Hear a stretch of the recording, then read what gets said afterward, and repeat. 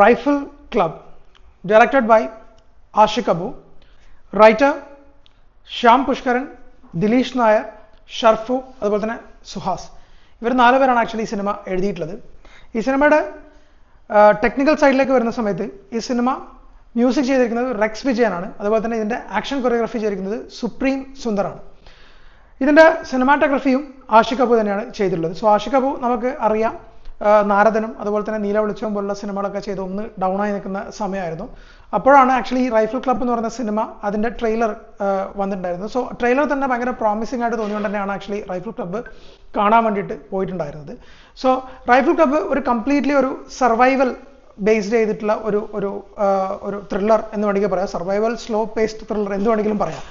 So steering Anurag Kashyap, അതുപോലെ തന്നെ ദർശന, വിജയരാഘവൻ, അതുപോലെ തന്നെ ദിലീഷ് പോത്തൻ, വാണി വിശ്വനാഥ്, അതുപോലെ തന്നെ നമ്മുടെ സുരഭി, അതുപോലെ തന്നെ പ്രശാന്ത് മുരളി, അതുപോലെ തന്നെ വിനീത് കുമാർ, റാഫി, നമ്മുടെ ഹനുമാൻ കൈൻഡ്, അങ്ങനെ ഒരുപാട് ആൾക്കാർ ആക്ച്വലി ഈ സിനിമേൻ്റെ അകത്ത് ഉണ്ട്. സോ ഒരു റൈഫിൾ ക്ലബ്ബും അവിടത്തേക്ക് വരുന്ന ഒരു ഫിലിം ആക്ടറും അതിന് ചുറ്റിപ്പറ്റി ഉണ്ടാകുന്ന ഒരു ചെറിയ ഒരു ത്രെഡിലൂടെയാണ് ആക്ച്വലി ആഷിക് അബുവും ശ്യാം പുഷ്കരനും ഈ സിനിമ എടുത്തിട്ടുള്ളത്. ടെക്നിക്കലി ഭയങ്കര ബ്രില്യൻ്റ് ആയിട്ടുള്ള ഒരു സിനിമയായിട്ട് ഫീൽ ചെയ്തു റൈഫിൾ ക്ലബ്ബ്. കാരണം ഇതിൻ്റെ ഒരു സ്റ്റാർട്ടിങ് ഒരു 1990s കാണിക്കുന്നുണ്ട്. അതിനുശേഷം വന്നിട്ട് ആ ഒരു കാലഘട്ടത്തിൻ്റെ കണക്കായിട്ടുള്ളൊരു ഗ്രേഡിങ്ങും അങ്ങനത്തെ കാര്യങ്ങൾ കൊടുക്കാൻ വേണ്ടി ആഷിക് അബു ശ്രദ്ധിച്ചിട്ടുണ്ട്. ആഷിക് അബു ഒരു കൈൻഡ് ഓഫ് അമൽ നീരദ് സ്റ്റൈലിൽ പിടിച്ചിട്ടുള്ള ഒരു സിനിമ എന്ന് വേണമെങ്കിൽ റൈഫിൾ ക്ലബ്ബിനെ നമുക്ക് വിശേഷിപ്പിക്കാൻ വേണ്ടിയിട്ട് പറ്റും.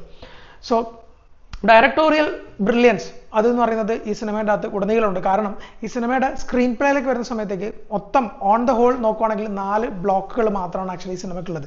അത് ആഷിക് അബു മേക്കിങ്ങിലൂടെ ഒരു പരിധിവരെ എൻഗേജിങ് ആയിട്ടും ഒരു പരിധിവരെ നമുക്കൊരു വൈബ് തോന്നിപ്പിക്കുന്ന രീതിയിലേക്കും കൊണ്ടുവരാൻ വേണ്ടിയിട്ട് ആക്ച്വലി ആഷിക് അബുവിന് പറ്റിയിട്ടുണ്ട്. സോ അതന്നെയാണ് ആക്ച്വലി ഈ സിനിമയുടെ ഏറ്റവും വലിയ വിജയമായിട്ട് എനിക്ക് ഫീൽ ചെയ്തിട്ടുള്ളത്. ആക്ടിങ്ങിൻ്റെ കാര്യത്തേക്ക്, അതായത് ക്യാരക്ടേഴ്സിൻ്റെ കാര്യത്തിലേക്ക് വരുന്ന സമയത്ത് ദിലീഷ് പോത്തൻ്റെ ഭയങ്കര ശക്തമായിട്ടുള്ളൊരു ക്യാരക്ടറാണ്. അതുപോലെ തന്നെ വന്നിട്ട് വിജയരാഘവൻ്റെ ക്യാരക്ടറും ആൾക്കാർ ഭയങ്കര സീരിയസ് ആയിട്ടുള്ള ആൾക്കാരാണ്. എന്നാൽ അതിൻ്റെ അകത്ത് ഒരു കോമിക്കൽ എലമെന്റ്സ് കൂടി ചേർത്തിട്ടാണ് ആക്ച്വലി ആഷിക് അബു ഈ സിനിമ ഒരുക്കിയിട്ടുള്ളത്. ആ കോമിക് എലമെന്റ്സിലൊക്കെ തന്നെയും ഈ ശ്യാം പുഷ്കറിൻ്റെ ഒരു ടിപ്പിക്കൽ ടെംപ്ലേറ്റ് പരിപാടികൾ നമുക്ക് കാണാൻ വേണ്ടിയിട്ട് പറ്റും.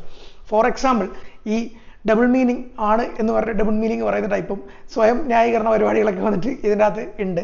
എന്നൊക്കെ പറഞ്ഞാലും അതിനൊരു രസത്തിൻ്റെ ഒരു എലമെന്റ് ഉള്ളത് കൊണ്ടും, പിന്നെ നമ്മളങ്ങനെ ഞാനൊരു സിനിമ കാണുമ്പം ആ ഒരു ഭയങ്കരമായിട്ടുള്ള പൊളിറ്റിക്കൽ ആസ്പെക്റ്റിലേക്കൊന്നും ഞാൻ ചിന്തിക്കാത്തത് കൊണ്ടും എനിക്കത് വലിയ as A person, as A normal audience അതെനിക്ക് ഭയങ്കര എന്താ പറയുക വിയേർഡായിട്ടൊന്നും ഫീൽ ചെയ്തില്ല. എന്നാൽ പോലും അത് പല സ്ഥലത്തും വന്നിട്ട് ഞാൻ പറഞ്ഞില്ല, ഒരു കഥാപാത്രത്തിൻ്റെ പെർസ്പെക്റ്റീവിലേക്ക് നോക്കുന്ന സമയത്ത് അതൊക്കെ വളരെ ഇമ്പോർട്ടൻ്റ് ആയിട്ട് വേണം എന്ന് വിചാരിക്കുന്ന ഒരാളാണ് ഞാൻ.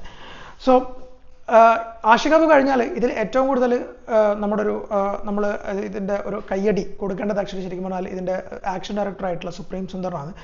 കാരണം ഇത് കംപ്ലീറ്റ്ലി ഞാൻ പറഞ്ഞല്ലോ, ഇപ്പോൾ ഇവരുടെ ഒരു മലയാള സിനിമയിൽ വന്നിരിക്കുന്ന ഈ ബോഗൻവില്ല ആയാലും ഭരതനായാലും അങ്ങനെ ഒരു സെറ്റപ്പാണ് ഈ സിനിമ എന്നുള്ളത് നമുക്ക് ട്രെയിലർ കാണുമ്പോൾ തന്നെ മനസ്സിലാവും. അപ്പോൾ ഈ സെക്കൻഡ് ഹാഫിലേക്ക് വരുന്ന ഈ ഒരു ആക്ഷൻ ബ്ലോക്സിനും ആക്ഷൻ സീക്വൻസുകൾക്കും എത്രത്തോളം ഇമ്പോർട്ടൻസ് ഉണ്ടെന്നുള്ളത് വളരെ ഭയങ്കരമായിട്ട് ഫസ്റ്റ് തന്നെ നമ്മളത് പ്ലാൻ ചെയ്യേണ്ട കാര്യമാണ്. കാരണം ഇത് സ്ക്രീൻ പ്ലേയിൽ എത്രമാത്രം ഉണ്ടെങ്കിലും കൂടി ഇതൊരു പ്രോപ്പർ ആക്ഷൻ ഡയറക്ടർ എടുക്കുന്ന സമയത്ത് ഉണ്ടാകുന്ന അതിൻ്റെ ഒരു ഇമ്പാക്ട് ഭയങ്കരമായിട്ട് ഫീൽ ചെയ്യുന്നുണ്ട്. മ്യൂസിക് റെക്സ് വിജയൻ ആണ് ആക്ച്വലി മ്യൂസിക് ഡയറക്ടർ. കമ്പോസിഷനും ലൈക്ക് ബാക്ക്ഗ്രൗണ്ട് സ്കോറും പുള്ളിയനാണെന്നാണ് തോന്നുന്നത്. ഗംഭീരമായിട്ടുള്ള ബാക്ക്ഗ്രൗണ്ട് സ്കോർ ഇതിൻ്റെ അകത്ത് കൊടുത്തിട്ടുണ്ട്. വിഷ്വൽ എഫക്ട്സും സൗണ്ട് എഫക്ട്സും വളരെ നന്നായിട്ട് വർക്ക് ചെയ്തിട്ടുള്ള പോലെയും തോന്നിയിട്ടുണ്ട്. നല്ല സെറ്റ് ഡിസൈനും ആക്ച്വലി ഈ സിനിമയ്ക്ക് ഒരു മുതൽക്കൂട്ടായിട്ട് നിൽക്കുന്നുണ്ട്. കാരണം ആ റൈഫിൾ ക്ലബ്ബ് എന്ന് പറഞ്ഞ ഒരു സംഭവവും കാര്യങ്ങളും അതിൻ്റെ ഒതൻറ്റിസിറ്റിയും കാര്യങ്ങളും എല്ലാം വളരെ നന്നായിട്ട് ചെയ്യാൻ വേണ്ടിയിട്ട് ആക്ച്വലി ഇതിന് പറ്റിയിട്ടുണ്ട്. പക്ഷേ ഞാൻ പറഞ്ഞല്ലോ, ഇതിനകത്ത് ഇതൊക്കെ ടെക്നിക്കലി ഭയങ്കര ബ്രില്യൻറ്റും കാര്യങ്ങളും ആണെങ്കിൽ തന്നെ ഒരു സ്ക്രീൻ പ്ലേയുടെയും അല്ലെങ്കിൽ ഒരു സ്റ്റോറിയുടെ ഒരു അഭാവം ഈ സിനിമേൻ്റെ അകത്തുണ്ട്. പക്ഷേ അത് മേക്കിങ്ങിലൂടെ നമ്മുടെ അമൽ നീരദും കാര്യങ്ങളൊക്കെ ചെയ്യുന്നുണ്ട്. ബോഗൻവില്ലയും അതൊക്കെ നടത്തിയ പോലെ തന്നെ മേക്കിങ്ങിലൂടെ വന്നിട്ട് മേക്കപ്പ് ചെയ്യാൻ ഒരു പരിധിവരെ ആഷിക് അബുവിന് പറ്റിയിട്ടുണ്ട്. സോ റൈഫിൾ ക്ലബ്ബ് ഒരു വലിയ തിയേറ്ററിൽ ഒരുപാട് ആൾക്കാരുടെ കൂടെ ഇരുന്ന് കാണുന്ന സമയത്ത് നമുക്ക് ഒത്തിരി തിയേറ്റർ മൊമെന്റ്സ് തരുന്ന ഒരു സിനിമയായിട്ടാണ് പേഴ്സണലി ഫീൽ ചെയ്തിട്ടുള്ളത്. ആഷിക് അബു നാരദനും അതുപോലെ തന്നെ നീല വെളിച്ചവും കഴിഞ്ഞ് വരുന്ന സമയത്ത് ആഷിക് അബുവിൻ്റെ ഒരു ബാങ്ങർ ആയിട്ട് തന്നെയാണ് ആക്ച്വലി റൈഫിൾ ക്ലബ്ബ് എനിക്ക് പേഴ്സണലി തോന്നിയിട്ടുള്ളത്. സോ ക്രിസ്മസ് റിലീസിൽ ആദ്യമായിട്ട് എത്തിയിട്ടുള്ള റൈഫിൾ ക്ലബ്ബും അതുപോലെ തന്നെ ED വന്നിട്ടുണ്ട്. സോ നാളെ മാർക്കോ വരുന്നുണ്ട്, അതിനുശേഷം അടുത്ത ആഴ്ച ബറോസ് വരുന്നുണ്ട്. സോ ക്രിസ്മസ് റിലീസിൽ ആദ്യമായിട്ട് വന്ന സിനിമ നിരാശപ്പെടുത്തില്ല എന്ന് വേണം പറയാൻ വേണ്ടിയിട്ട്. സോ റൈഫിൾ ക്ലബ്ബ് നമുക്കെല്ലാവർക്കും യങ്സ്റ്റേഴ്സും എല്ലാവരും കൂടി ചേർന്ന് നന്നായിട്ട് പോയിരുന്ന് കാണാൻ പറ്റിയിട്ടുള്ള ഒരു എബവ് ആവറേജ് അല്ലെങ്കിൽ അതിനും മേലെ നിൽക്കുന്ന ഒരു നല്ലൊരു തിയേറ്ററിക്കൽ എക്സ്പീരിയൻസ് ആയിട്ടാണ് എനിക്ക് പേഴ്സണലി ഫീൽ ചെയ്തിട്ടുള്ളത്. So do watch rifle club in your theatres.